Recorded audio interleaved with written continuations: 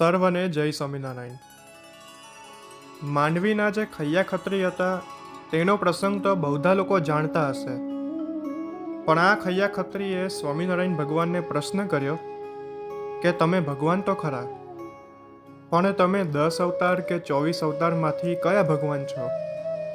અને ત્યારે ભગવાન સ્વામિનારાયણજી એને ઉત્તર આપે છે અને જાગ્રત સમાધિ અવસ્થામાં તેને જે દિવ્ય દર્શન આપ્યા છે તે ઉપરથી તેમનો સર્વોપરી પુરુષોત્તમ નારાયણ તરીકે નિશ્ચય આવે.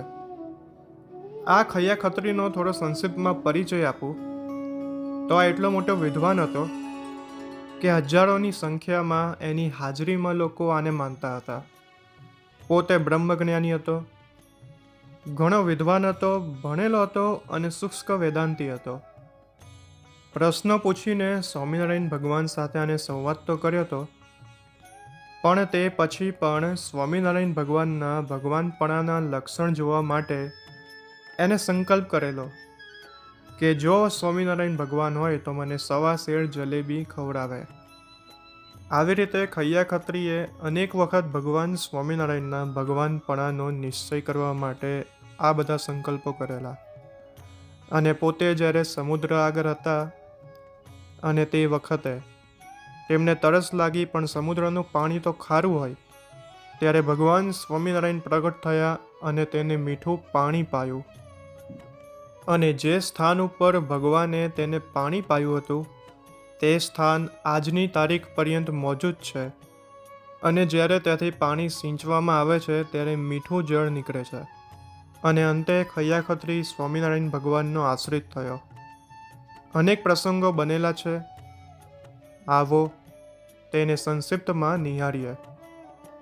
એકવાર શ્રીજી મહારાજ ગામ માંડવીએ પધાર્યા ને સાધુ ઘણા ભેગા હતા.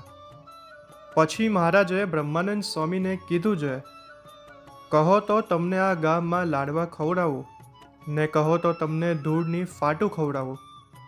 ત્યારે બ્રહ્માનંદ સ્વામી બોલ્યા છે, હે મહારાજ, ધૂળની ફાટું તો અમે એકલા હોઈએ ત્યારે ઘણી વખત મળી છે, પણ આજ ધણી ભેગા હોય તે ધૂળની ફાટું હોય નહીં, આજ તો લાડવા હોય.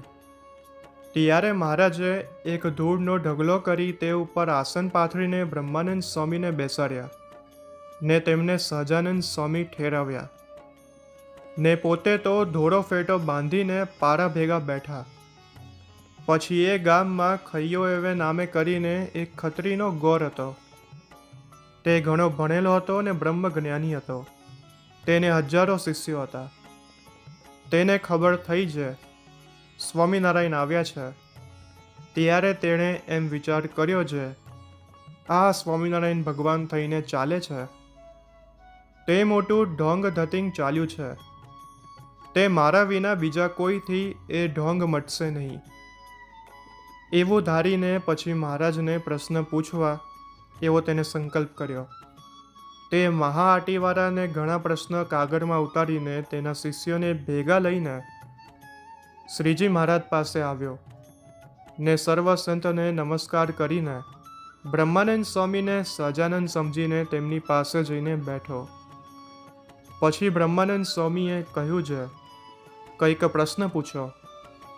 ત્યારે ખૈયા ખત્રીએ પ્રશ્ન પૂછવા માંડ્યા. તે કાગળમાં જે લખ્યા હતા તે જોઈને ઘણા પ્રશ્નો એકદમ પૂછ્યા. પછી એમ બોલ્યો છે, આ મેં પ્રશ્ન પૂછ્યા છે તે જેમ મેં અનુક્રમે પૂછ્યા છે તેમ તમે એનો અનુક્રમે કરીને ઉત્તર કરો, આગળ પાછળ ઉત્તર કરશો નહીં.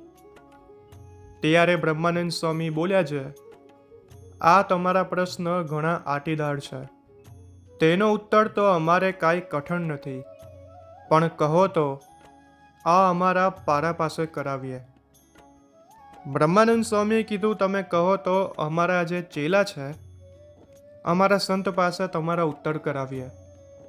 ત્યારે ખૈયા ખત્રીએ વિચાર્યું છે, આ મારા પ્રશ્નોના ઉત્તર તો આ સહજાનંદથી પણ થાય તેવા નથી ને કહે છે જે પારા પાસે કેવડાવીએ, માટે આ જ આની પ્રભુતા વેરવી છે. એમ પોતાના મનમાં ધાર્યું ને પછી કહે, ભલે પારા પાસે કેવડાવો. ત્યારે બ્રહ્માનંદ સ્વામીએ એ પારા જેવો વેશ કરીને મહારાજ પાસે બેઠા તેમને કહ્યું છે, આ ખૈયાના પ્રશ્નોના અનુક્રમે ઉત્તર કરો. ત્યારે મહારાજ કહે, ઠીક.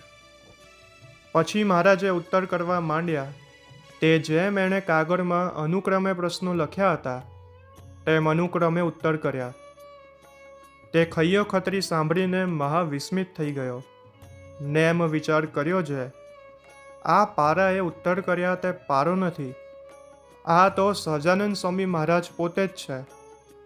એમ વિચારીને બ્રહ્માનંદ સ્વામીને કહ્યું છે, તું ગાદીએ ચડીને બેઠો છે પણ તું સહજાનંદ સ્વામી નથી, આ પારો સહજાનંદ છે, તે તું ગાદીએથી ઉતરીને આને બેસાડ. પછી મહારાજને ગાદીએ બેસાડ્યા. પછી મહારાજને અને સાધુને જમવાનું નોતરું દીધું. પછી ગામમાં જમવાનું ઘણું ચાલ્યું.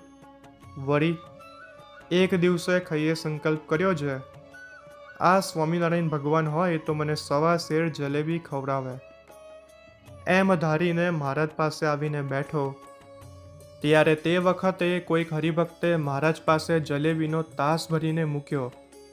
ત્યારે મહારાજે ખૈયાને કીધું છે, જલેબી ખાવ. ત્યારે ખૈયા ખત્રીએ ખાવા માંડી. તે ખાતા ખાતા મહારાજે ખૈયાનો હાથ ઝાલીને કીધું છે, તમારી સવા શેર તો થઈ ગઈ, હવે વધારે ખાવી હોય તો ખાઓ. અને ત્યારે ખૈયા ખત્રી બોલ્યો છે, સ્વામિનારાયણ, તું ભગવાન તો ખરો, પણ તું તે 10 અવતાર માયલો કે 24 અવતાર માયલો ભગવાન? ત્યારે મહારાજ બોલ્યા છે, હું 10 અવતાર માયલોય નહીં, હું 24 અવતાર માયલોય નહીં, ને હું 60 માયલો પણ નહીં. ત્યારે ખૈયાએ કીધું છે, 60 અવતાર તે વળી કયા?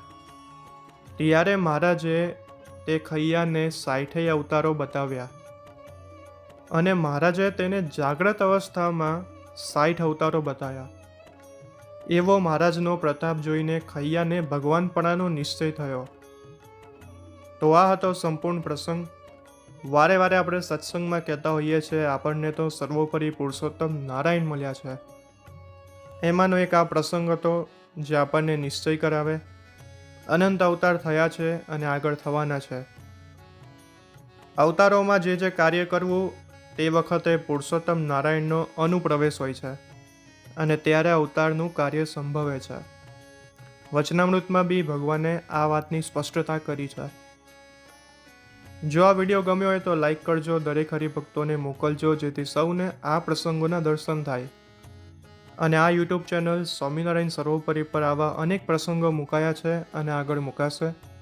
તો સૌ ભક્તો આ ચેનલને સબસ્ક્રાઈબ કરી નોટિફિકેશન બેલને ઓન કરી રાખજો, જેથી ભવિષ્યમાં જે વિડીયો મૂકવામાં આવે તે તમને પ્રાપ્ત થાય.